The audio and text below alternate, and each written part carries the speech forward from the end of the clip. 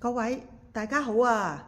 我係天主教培聖中學圖書館主任梁老師。今日推介嘅書籍呢，就叫做《校園安全》，我嘅第一套安全書。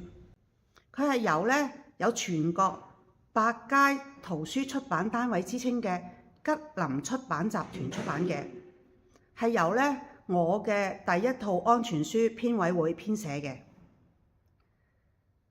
佢能夠描寫到好多同學平時都冇留意到嘅場景啊，原來係有危險性嘅喎。咁你哋睇完咗之後就會更加明白點樣去趨吉避凶，亦都明白到我哋多一啲嘅同理心啦、堅毅啦，同埋孝親精神會令到我哋嘅身體更安全，心理係更加健康嘅。佢嘅構圖係精美，圖片同埋文字係互相配合，既有趣，亦都好容易理解嘅。我哋以小心傳染病嚟啦，咁呢個故仔開始啊！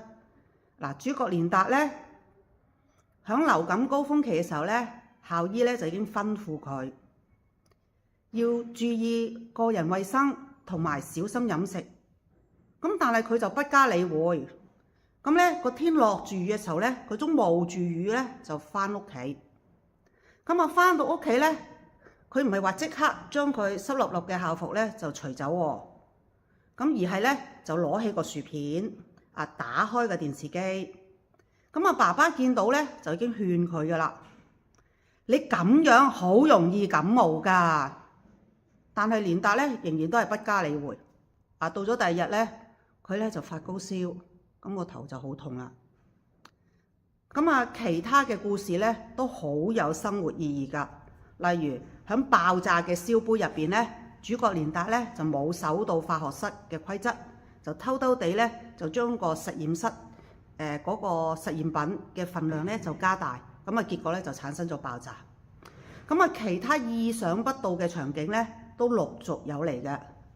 咁相信同學都願意抽啲時間去睇下呢一本同你嘅安全有咁重要意義嘅書。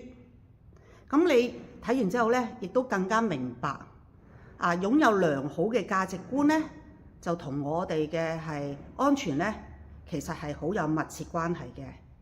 咁希望下次可以繼續同你哋分享。拜拜。